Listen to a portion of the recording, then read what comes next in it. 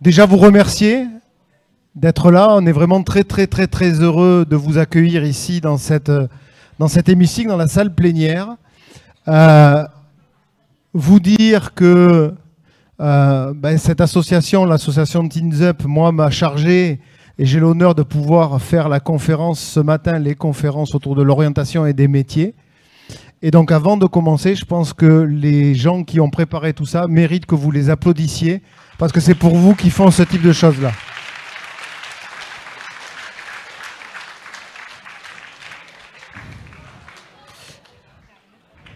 Alors on va passer un petit moment ensemble, mais avant de vous présenter les intervenants et le thème de la conférence, simplement moi me présenter. Donc je suis Damien Moncassin, je travaille ici à la région Nouvelle-Aquitaine.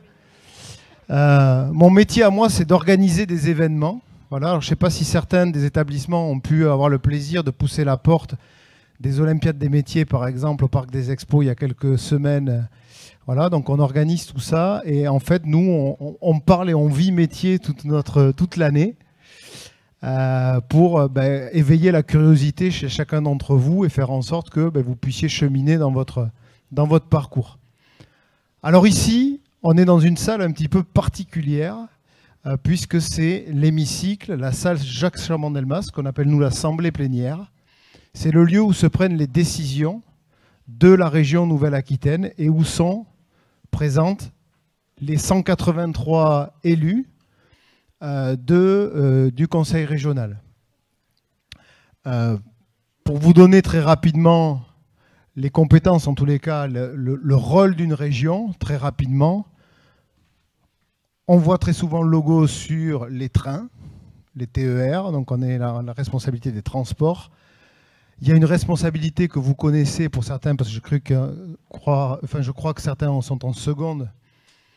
Donc on a une responsabilité sur l'immobilier des lycées, la responsabilité des bâtiments et des personnels qui sont à l'intérieur. On s'occupe de formation professionnelle, de développement économique. Et c'est ici que sont décidées l'utilisation et les choix politiques d'un budget qui est un budget annuel de 3,3 milliards d'euros tous les ans. Voilà. Donc c'est un vrai plaisir que nous avons et les élus nous demandent ça aussi, de pouvoir accueillir les citoyens que vous êtes ou les futurs citoyens que vous allez être dans les espaces qui nous appartiennent en fait à tous, hein, que sont ces espaces régionaux. Donc on est très heureux de ça et puis du coup on a un peu de matériel sympathique. C'est pour ça aussi qu'on est vraiment ravis d'être là. La thématique de la conférence, c'est les métiers de demain vus par les ambassadeurs métiers. Je vais les laisser se présenter. Mais juste vous dire un petit mot sur les ambassadeurs métiers. Les ambassadeurs métiers, c'est un réseau qui est né au niveau de la région il y a à peu près 18 mois, quelque chose comme ça. On a aujourd'hui un peu plus de 700 ambassadeurs qui font le choix et qui sont là de manière bénévole, donc qui prennent de leur temps pour venir présenter leur métier, qui y sont, partager un peu la passion qui est la leur avec vous. Et on a le plaisir, et vous les applaudirez juste après, d'accueillir là Christelle qui va nous présenter son métier de facilitatrice visuelle. Donc elle va vous expliquer tout ça. Et Mathias qui est architecte du collectif Cancan. Et donc je vous demande de les applaudir avant de leur laisser la parole.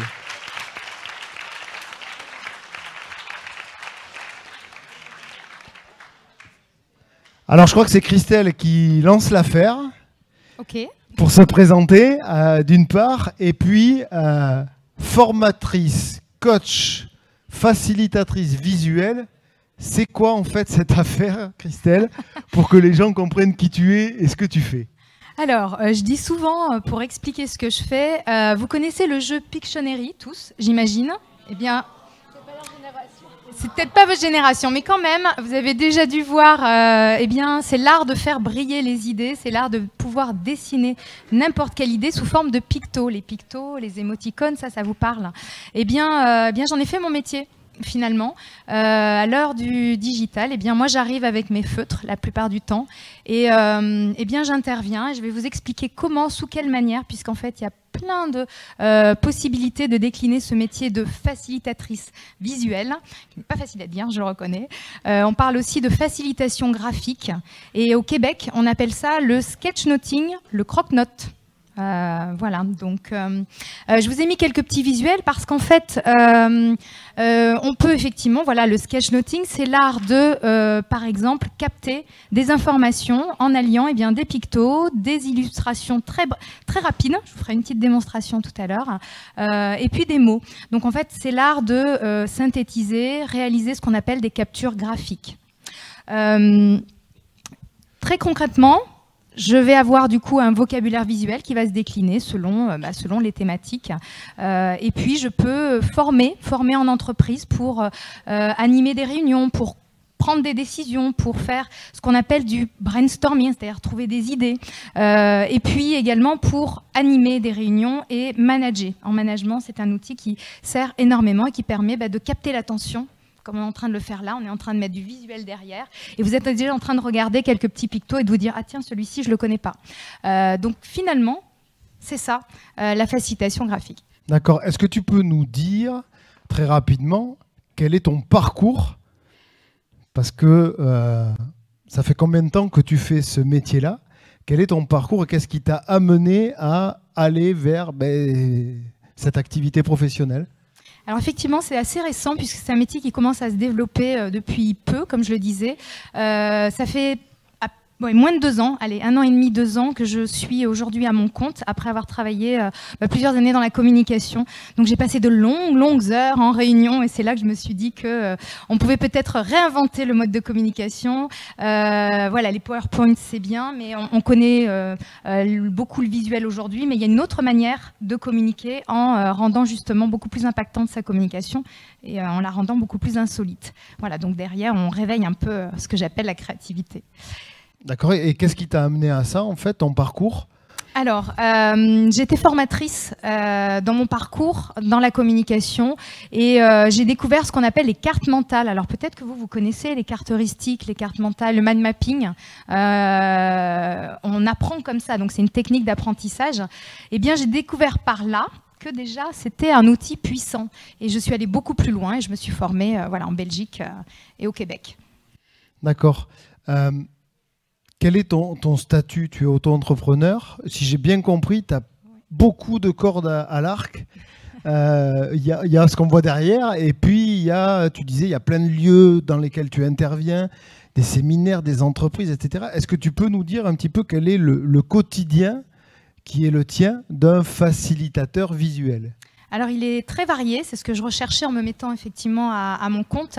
Je peux être sollicitée par des entreprises pour des événements, pour capter en live, pour réaliser des PowerPoint qui soient également un petit peu insolites et totalement personnalisés avec des pictos personnalisés pour l'entreprise.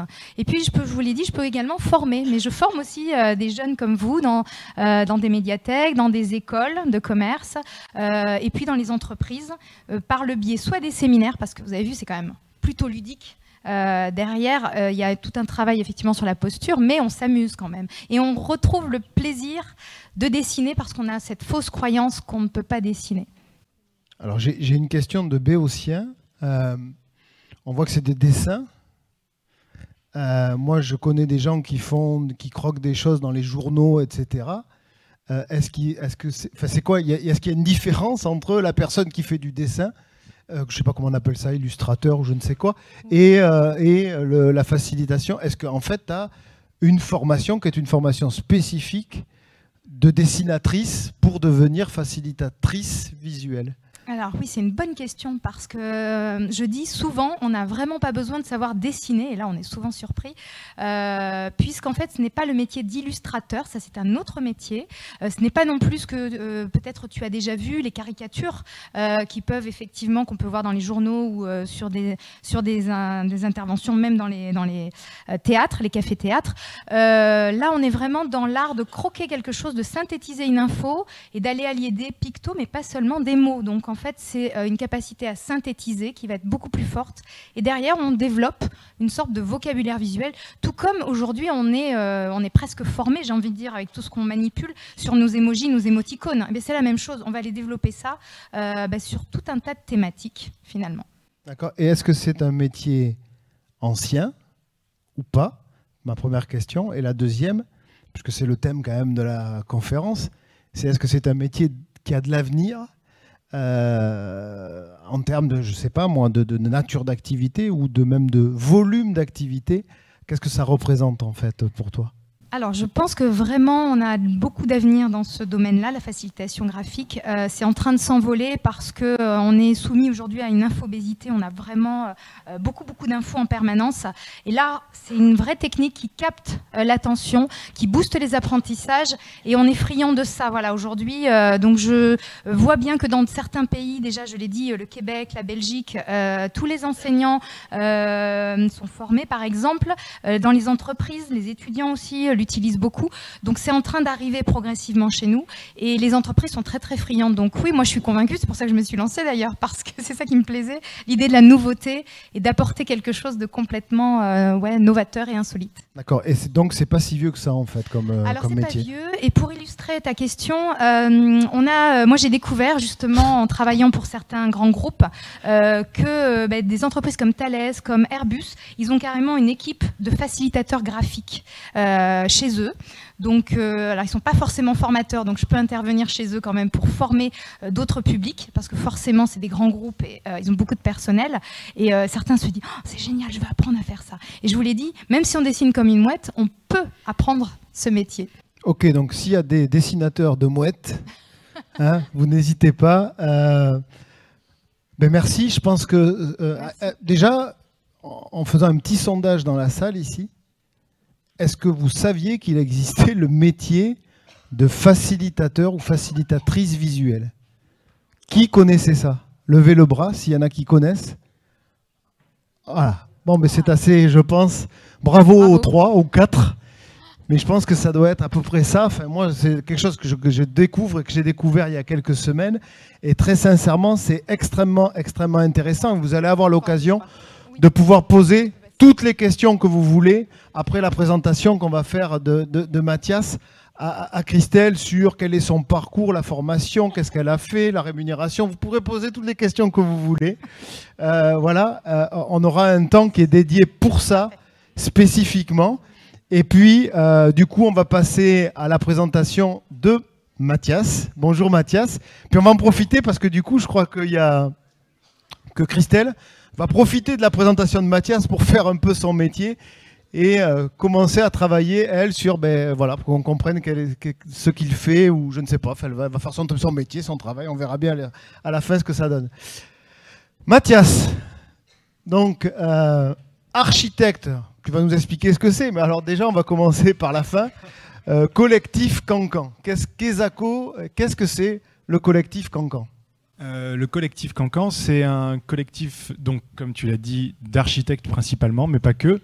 On essaie d'être pluridisciplinaire, donc d'ouvrir à d'autres champs, parce que l'architecture est un champ qui est assez vaste, donc c'est normal qu'on ouvre vers d'autres professions. En l'occurrence, dans le collectif, il y a un géographe, il y a des designers et des artistes. Donc l'idée, c'est de toucher plus de champs possibles pour sortir vraiment de ce qu'on imagine de l'architecture standard et aller toucher d'autres pôles et d'autres domaines. Voilà.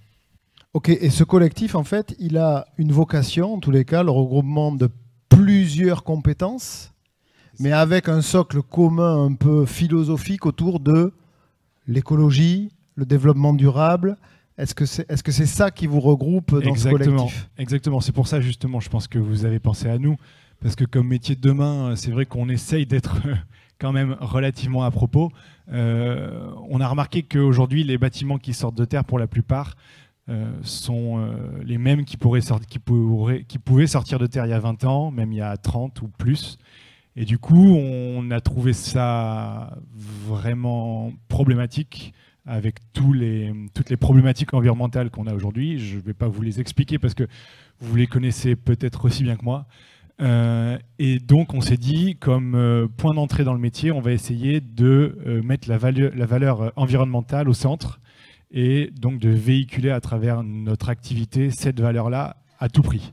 Donc ça veut dire s'il faut construire, on va déjà se poser la question, est-ce qu'il faut vraiment construire ou est-ce qu'il ne faut pas rénover ce qui est présent? S'il faut le rénover ou le construire, avec quels matériaux? Est-ce que c'est le béton à tout prix ou est-ce que c'est avec des matériaux qui vont être avec une impact carbone moins importante, avec des techniques plus anciennes, etc.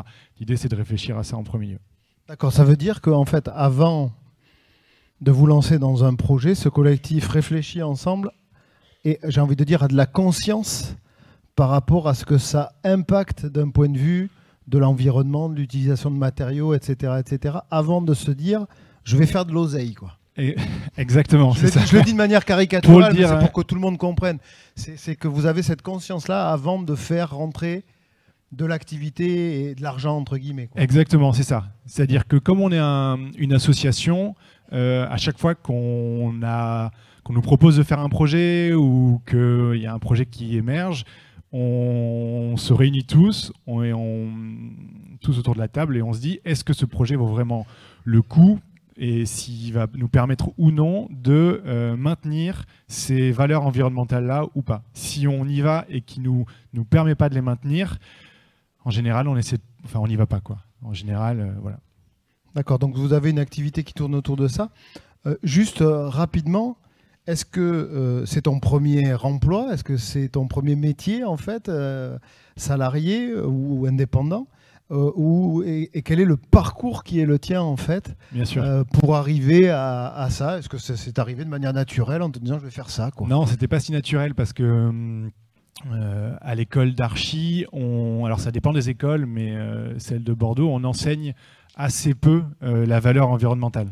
C'est toujours le problème de la transition d'une certaine façon, où les professeurs sont des professeurs qui ont une vieille vision, enfin c'est de l'ancienne école, sans jugement de valeur, mais du coup, toute cette transition-là est lourde et du coup, on a été peu formés à ça. Et donc j'ai travaillé donc entre les études et maintenant, j'ai travaillé dans différentes boîtes qui faisaient de l'architecture, voilà, diverses et variées, mais c'est vrai qu'en généralement c'était aussi relativement standard. Et après le confinement, du coup, j'ai été licencié et je me suis dit bon, je vais attendre avant de trouver un nouvel emploi en tant que salarié. Je vais me former. Et c'est là où j'avais envie de toute façon de développer ce volet environnemental que je n'avais pas eu l'occasion de développer jusqu'à maintenant. Et donc ça m'a amené à rentrer dans le collectif. Comment on devient architecte? Il y a des écoles pour ça. Il y a des écoles nationales donc pour ça. Il faut faire un bac pas forcément général, pas forcément scientifique. Ensuite, il y a tout un processus de postuler dans des écoles. Maintenant, j'ai oublié le nom de la plateforme qui permet de faire ça à l'échelle nationale. Ça doit être Parcoursup. Il y a un truc qui doit s'appeler Parcoursup quelque part. Post-bac, ouais, ça a changé plusieurs fois, mais voilà. Donc il y a des règles d'admissibilité qui sont différentes quand j'y suis allé que maintenant. En général, à mon époque, c'était assez ouvert. Donc voilà, il faut faire une école d'archi en tout cas, c'est sûr. D'accord. Et donc, on est sur la thématique des métiers de demain. L'architecture n'est pas un métier de demain, c'est un métier qui est relativement ancien. Qu'est-ce que tu peux, toi, évoquer par rapport à cette thématique et ce que tu embarques d'un point de vue de métier d'avenir dans la pratique qui est la tienne, au-delà de l'écologie et de la manière dont vous pratiquez? C'est quoi, en fait? Comment vous vous projetez là-dedans? Au-delà de l'écologie, la valeur pérenne, enfin de métier d'avenir, c'est que des bâtiments, alors on pourrait dire il y a toujours besoin d'avoir des bâtiments, ça c'est sûr. Aujourd'hui, une des questions qui est malgré tout quand même intimement liée à la valeur écologique, c'est que on se pose vraiment la question de la destruction des bâtiments pour en reconstruire de nouveaux. Aujourd'hui, des bâtiments vides, il y en a plein, ils ne sont pas utilisés. Donc c'est sûr que ça, c'est une des problématiques. On se dit, qu'est-ce qu'on fait avec ces bâtiments-là? Est-ce qu'on continue à construire encore du neuf ou est-ce qu'on rénove? Voilà, donc ça touche encore la valeur écologique. Mais sinon, métier d'avenir, architecte, Oui, c'est un métier qui sera toujours utile, on va dire, donc forcément, comme les médecins ou les... Ouais, puis je vois derrière toi que tu as une slide qui est le réemploi des matériaux de construction. On était tout à l'heure sur une conférence avec les métiers du bâtiment, voilà, où on avait un chef d'entreprise qui est maçon et qui expliquait qu'il commençait à travailler sur des matériaux biosourcés, on parlait du chanvre par exemple, ce type de choses-là. Est-ce que c'est l'approche qui est la vôtre et qui du coup fait évoluer ta pratique, on va dire, de base d'architecte en prenant en compte ces nouvelles réalités-là, en tous les cas en essayant de les développer? Au-delà des matériaux qu'on utilise à proprement parler, il y a plein de questions qui font évoluer le métier d'architecte. On peut imaginer des bâtiments plus anciens qui ont été construits, ils ont été posés là sur un endroit vide. Aujourd'hui, on va beaucoup plus réfléchir à l'orientation, l'emplacement des pièces les unes par rapport aux autres, par rapport à l'éclairage du soleil. Est-ce qu'on a besoin d'avoir une chambre qui est éclairée toute la journée ou est-ce que c'est plutôt un salon? Donc là, on ne parle pas de matériaux, on parle vraiment d'espace et d'organisation des espaces les uns avec les autres. Donc ça modifie fondamentalement notre métier, ça c'est sûr. Très bien, on va aller voir où est-ce qu'en est Christelle. Le métier d'architecte. Vas-y, explique-nous. On va revenir un petit peu là-dessus. Attends, je peux te le... Si tu veux expliquer en montant, bon, vas-y. Là, en l'occurrence, je ne savais pas du tout, Mathias, ce qu'il allait dire. Donc, l'idée, c'est de capter, au travers de ce qui a été montré ou de ce qui a été dit, des notions clés, des mots-clés. Il a parlé d'écologie, il a parlé de participatif, de processus collectif, d'engagement politique, et puis également par rapport au bâtiment. Voilà, donc on est sur quelque chose qui va être extrêmement synthétique, qui vient compléter finalement les photos qu'il a pu vous montrer ou les slides. Donc on est sur toute autre chose et peut-être que certains d'entre vous regardez et écoutez encore plus, puisqu'en fait quand on sollicite l'auditif et le visuel, eh bien on retient plus de 60% supplémentaires. Voilà. D'accord, donc ça veut dire, si je regarde bien, est-ce que tu peux nous expliquer en fait les différentes icônes que tu as mis? Oui, les pictos, voilà, parce par que exemple. Le métier qui est le tien, au-delà du dessin, c'est d'abord savoir bien écouter, comprendre ce qui se passe, l'analyser pour le traduire dans quelque chose qui est extrêmement dense, avec une information qui est en fait minimaliste mais dense et qui doit regrouper un petit peu le tout. C'est ça. Effectivement, là, dans ce qui a été dit, j'ai uniquement filtré en trouvant des petits pictos qui me paraissaient intéressants, qui me viennent à l'esprit. Donc, notre facilitateur graphique captera différemment et trouvera peut-être d'autres pictos, parce qu'en fait, il y a des milliards de pictos et on a des possibilités infinies d'en faire.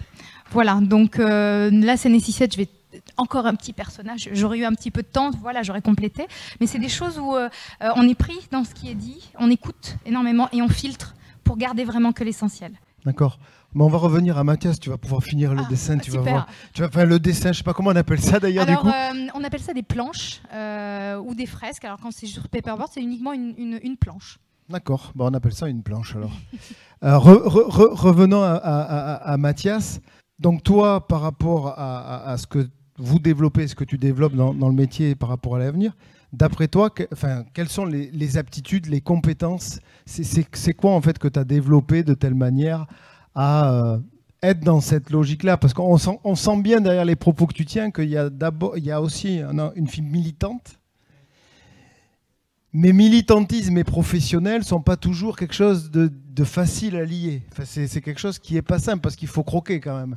Mais c'est vrai qu'aujourd'hui, arriver avec des matériaux, avec de la paille, se dire à un investisseur, on va construire en paille, la personne vous regarde et vous dit non, on va pas le faire en fait, parce que construire avec de la paille, tout le monde a un peu peur alors que ça se fait en réalité. Donc c'est vrai que jumeler le fait d'être architecte et militant, ça demande beaucoup d'une certaine façon de savoir négocier, savoir expliquer, savoir transmettre des idées, ça c'est le plus important, parce que avant tout l'architecte est quand même un concepteur et on lui donne des consignes il réfléchit à un projet, mais à travers ce projet-là, il développe des idées, il développe des axes et des thématiques. Et c'est une des valeurs très importantes, qui est quand même très intéressante, c'est de réussir à communiquer ses idées. Ça peut être par la parole, mais bien évidemment, ça peut être par le dessin, ça peut être par l'écriture, de plus en plus, on sort sur la vidéo, essayer de créer des images peut-être 3D, de rentrer, ou même on fait beaucoup de maquettes. Donc voilà, communiquer ses idées, ça c'est hyper important, et du coup, quel que soit l'outil. Ouais, tu es en train de dire quand même, parce que en t'écoutant, le métier d'architecte, tu es en train de me dire que tu fais du dessin, de l'analyse, des photos, des vidéos, c'est tout ça que tu fais en fait, ou c'est votre collectif qui t'aide à ça? Enfin, comment ça se passe? Juste pour que les gens comprennent, ceux qui veulent être architectes ou participer d'un collectif comme ça, c'est quoi en fait Alors en général, on va pas sur tous les outils possibles et inimaginables. L'idée, c'est de pas être exhaustif, c'est sûr, parce que en soi, ça n'a pas d'intérêt. Mais s'il y a un ou plusieurs outils qui nous intéressent, c'est là où c'est intéressant de creuser. Et voilà, c'est là où chacun a la fibre qui l'intéresse, et s'il veut développer un texte ou s'il veut développer un dessin à la main, etc., c'est libre à chaque personne de le mettre en place et de pouvoir communiquer ses idées comme ça. En tous les cas, vos deux parcours et vos deux métiers montrent bien une chose, c'est que d'une part, il y a des métiers nouveaux qui se créent au fur et à mesure de l'avancée dans le temps et de nos sociétés. Voilà, c'est le cas de l'image et puis de la facilitation visuelle, graphique, on peut l'appeler. J'aimais bien croque-note, c'est ça? Ouais, le croque-note, les Québécois, ils ont toujours des noms qui sont vachement intéressants. Je trouve que voilà, et c'est vrai que le visuel a pris une place extrêmement importante, et l'image dans notre société, donc on comprend pourquoi des métiers comme ça se créent. Et puis, c'est aussi montrer que des métiers très traditionnels sont en perpétuelle évolution par rapport aux attentes qu'on peut avoir d'un point de vue sociétal et d'un point de vue de ce que vous-même, à un moment donné, vous allez pouvoir produire au fur et à mesure. Là, on a pris l'exemple, c'est l'exemple de Mathias à travers son métier d'architecte, mais aujourd'hui, dans le monde du bâtiment, je vais prendre des plombiers par exemple, la démarche sociale et environnementale fait partie pleinement de comment est-ce que j'économise de l'énergie, qu'est-ce que je fais, quels sont les produits que j'utilise. Je vais prendre quelque chose de tout autre qui est la coiffure. La coiffure, les produits qui sont utilisés pour faire de la colorimétrie, pour faire un certain nombre de choses, sont aussi des choses où on fait attention aux biosources, à l'utilisation, comment on fait. On n'utilise plus de l'aluminium pour faire des mèches. Enfin, il y a tout un tas de choses. Et très sincèrement, le niveau de compétence et de technicité des différents métiers sont en perpétuelle évolution et se renouvellent, l'air de rien, au fur et à mesure des attentes que nous en avons. Donc c'est extrêmement intéressant, vos deux illustrations. Tu as fini ta planche? Il a fini de parler, donc toi tu as fini ta planche. Bon, mais simplement du coup revenir sur ta planche et puis nous expliquer, puis après ça sera le temps de pouvoir donner la parole au public. Donc là pour le coup vous allez pouvoir appuyer sur les boutons pour poser des questions et utiliser les micros à bon escient. On aura à peu près 7-8 minutes de possibilité d'échange et vous allez pouvoir poser toutes les questions à Mathias et Christelle. Je te laisse la parole. Alors, qu'est-ce que je peux dire de plus? Il a parlé de compétences, de valeurs, de communication et d'idées. C'est vraiment ce que j'ai capté. Et du coup, voilà, j'ai retransposé ça très rapidement. Je précise que y a, sur des événements, quand on a des orateurs, j'ai généralement le discours entre les mains pour déjà avoir une grande idée, pour pouvoir organiser l'espace. Parce qu'en fait, c'est un peu le plus difficile, finalement. C'est que je ne savais pas combien de temps tu allais intervenir. Donc c'est un petit peu la contrainte sur laquelle je dois jouer et qui est différente quand on travaille sur tablette, par exemple.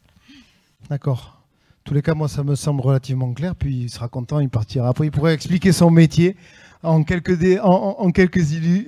illustrations, en quelques, je sais pas. On peut parler d'illustration quand même. Oui, on a le droit. Ok, en quelques, voilà.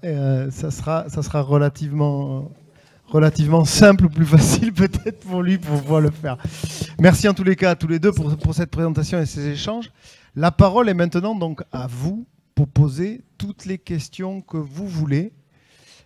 Et en général, le plus difficile, c'est de passer à la première question, celui qui veut bien se lancer ou celle qui veut bien se lancer. Oui, je nomme. Je m'appelle Yanis. Et c'est quoi une carte mentale en fait? Ah, c'est une bonne question. Voilà, et vous pouvez éteindre le micro s'il vous plaît derrière, une fois que vous avez posé votre question. Et Merci. alors, rien qu'en entendant le bruit de réaction des autres, je vois que dans la salle, qui est-ce qui connaît les cartes mentales? Ok, 90%, c'est ça? C'est mieux que la facilitation graphique. Oui. La carte mentale doit être utilisée régulièrement dans le domaine scolaire. Alors, pour ceux qui ne connaissent pas, je vous invite à aller regarder ce que c'est. C'est une technique qui permet de structurer les idées et de capter toutes les informations, et donc très utile pour mémoriser, pour apprendre au lieu d'apprendre par cœur vraiment. C'est une vraie technique qui peut s'utiliser aussi dans les écoles. Donc pour vos cours et vos révisions, vos fiches. Donc c'est une méthode d'organisation, on va dire, de l'esprit, un peu synthétique et qui facilite l'appropriation des choses. C'est ça. Une autre question? Là-bas, en haut, jeune homme. Voilà. Bonjour, je m'appelle Richard et je voulais savoir combien vous gagnez par mois. Alors, tu poses la question à qui? Aux deux ou à moi? Aux trois. Ah, aux trois. Alors, on y va. C'est en général quelque chose qui est très tabou en France. En général, en France, on ne parle pas de son salaire. D'accord? C'est quelque chose, voilà. Moi, je me cache pas, mes collègues le savent puisque je le dis régulièrement. Je gagne exactement 3 200 € net par mois. Voilà. Donc après, vous pouvez estimer que c'est beaucoup, pas beaucoup, j'en sais rien. Je serai peut-être fouetté ou jeté aux orties, mais je gagne 3 200 € par mois.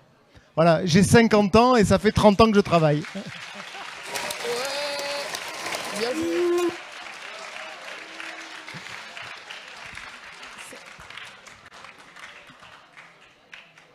À vous maintenant. C'est vrai que la question est normalement taboue en France. Hein, mais... C'est très tabou. Merci. Moi, je vais faire une réponse plus généraliste, puisqu'en fait, ça dépend des missions. Vous avez vu, je suis entrepreneur, donc j'ai des mois où je vais tourner effectivement à 6 000 € parce que j'aurai des missions très importantes.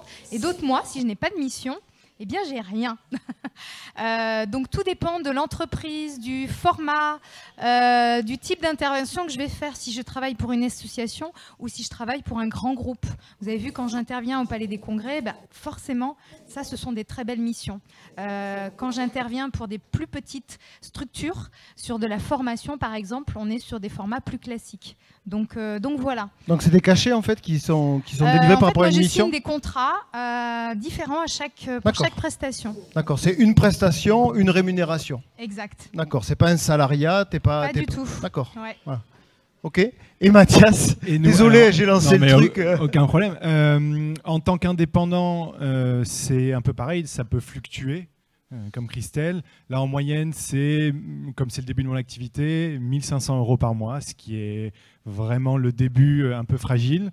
J'espère que ce sera plus à l'avenir. Quand on est salarié, ça peut aller aussi jusqu'à 3 000 € net aussi par mois. En fait, on a un peu cet imaginaire en France où l'architecte, c'est quelqu'un qui gagne beaucoup de sous. C'est pas vrai. Et il y a quelques architectes en France, peut-être une trentaine, qui vont gagner énormément de sous. Je ne connais pas les salaires, mais beaucoup plus. Mais en général, il y a un écart énorme entre ces gens-là et les salaires en agence maximum qui sont environ à 3 000, peut-être un peu plus des fois, mais voilà. Voilà, vous connaissez nos salaires. Une autre question? Jeune homme, là-haut? Oui? Bonjour, je m'appelle Bilal.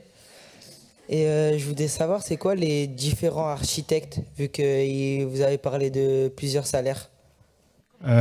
Oui, tout à fait. En fait, il y a différents niveaux d'expérience. Quand on sort de l'école, en général, on n'est pas, comme on dit, on maîtrise pas tout un projet du début à la fin. On le dessine pas, on fait pas le dessin, les études techniques et le suivi de chantier. Donc ça, c'est en général, quand on sort de l'école, on fait beaucoup de dessins. Ensuite, quand on a plus d'expérience, on peut avoir plus de responsabilités jusqu'à la fin, suivre un chantier et avoir toutes les connaissances pour suivre un chantier du début à la fin. Donc ça, c'est différent. Alors, c'est le même architecte, c'est la même personne, c'est quelqu'un qui est diplômé, mais qui a plus ou moins d'expérience. Voilà. Du coup, ça, c'est pour ça que le salaire peut évoluer en fonction des années. Ouais, puis après, c'est des métiers aussi qui sont des métiers de la création.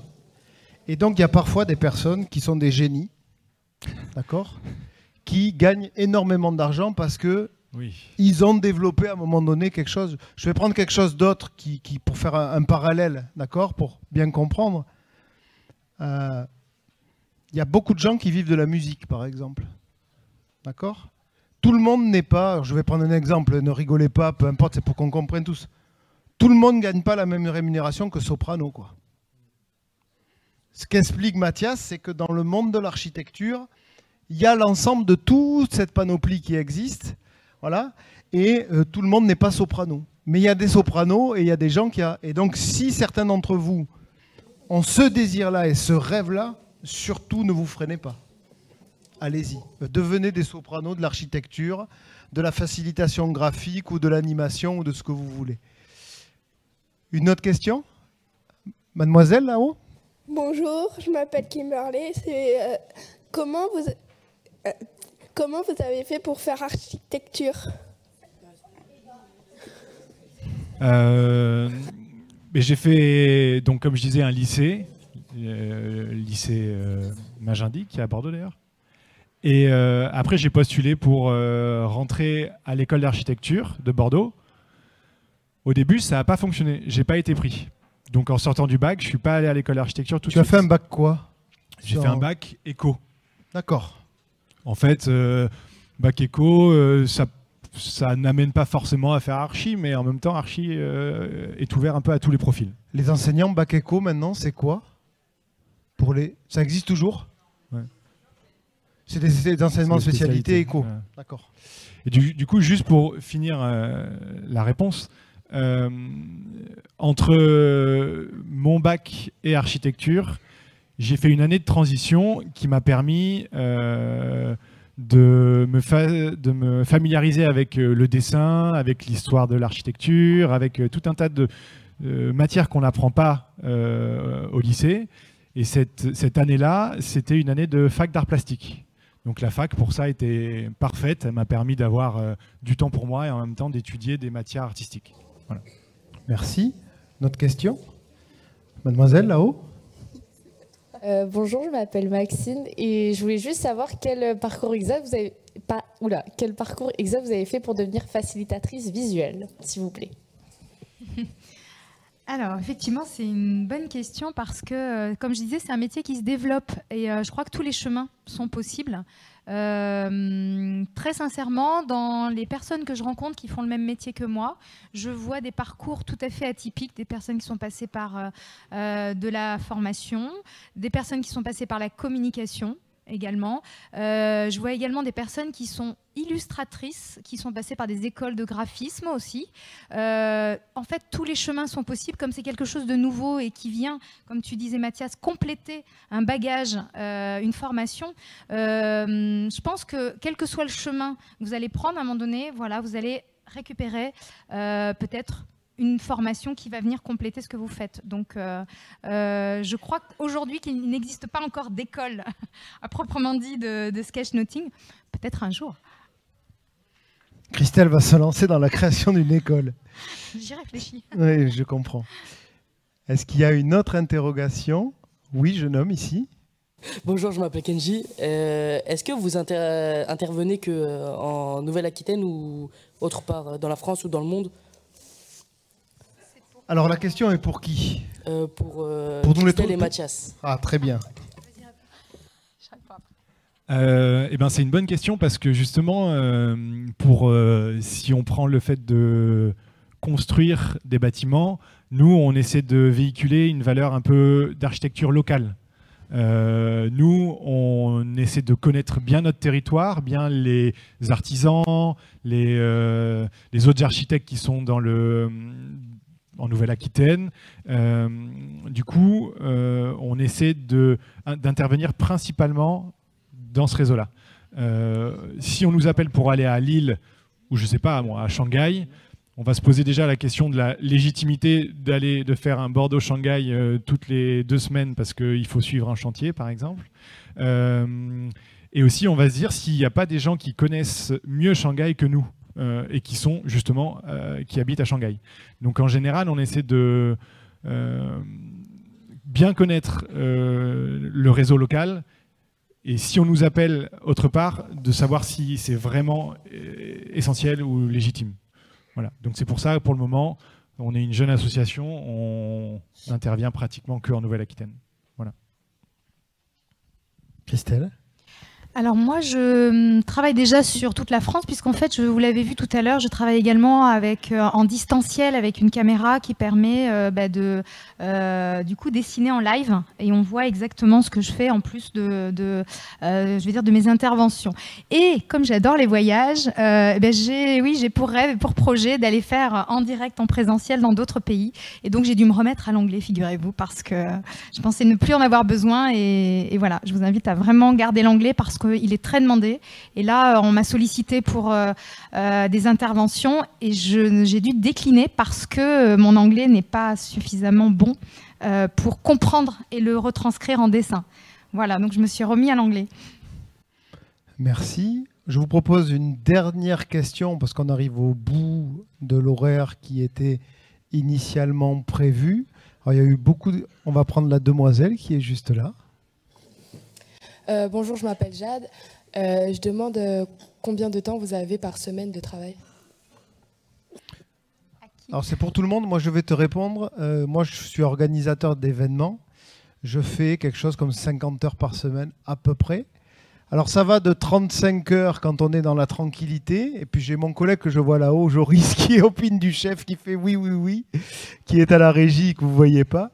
Parce que pour organiser des événements comme cela, il y a plein de gens dans l'ombre qu'on ne voit jamais, mais qui travaillent aussi beaucoup. Donc je les salue, j'en profite. Quand on est dans un événement comme les Olympiades des métiers, par exemple, qu'on a fait il y a 4 semaines ou 5 semaines, nous avons passé 9 jours sur place au Parc des Expos de Bordeaux, 17 heures par jour. Voilà, par exemple. Voilà, c'est assez variable, mais ce sont des métiers qui prennent du temps, où on n'est souvent pas chez nous. Voilà. Mais je ne changerai pour rien au monde ce que je fais. J'adore ça. Voilà, pour moi. Christelle ou Mathias ? J'y vais. Alors moi je dirais que c'est un métier aussi de passion. Du coup, comme je me lance, ça fait moins de 2 ans, je ne compte pas mes heures. J'avoue, je pense que je suis comme toi au niveau des horaires.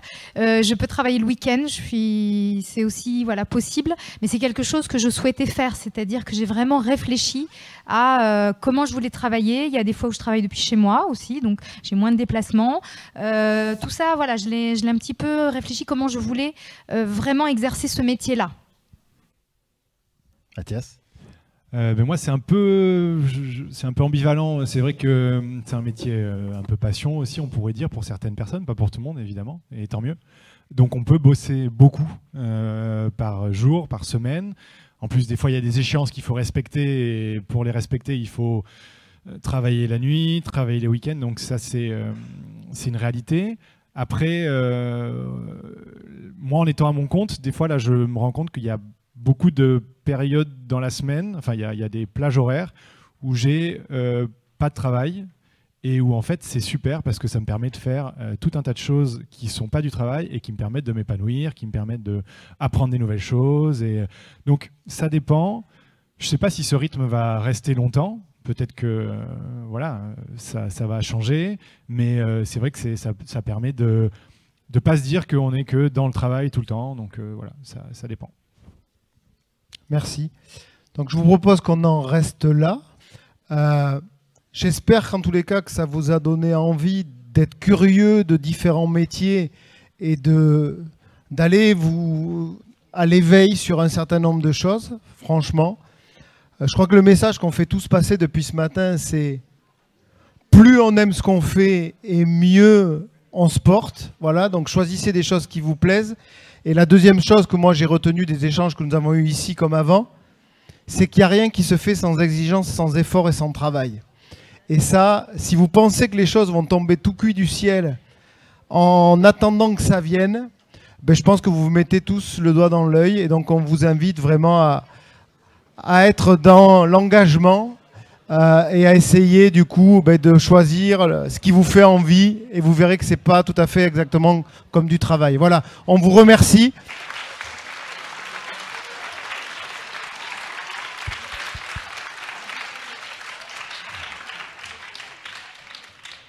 C'est super. Merci beaucoup de votre présence et de votre attention. C'était très agréable. Belle fin de journée.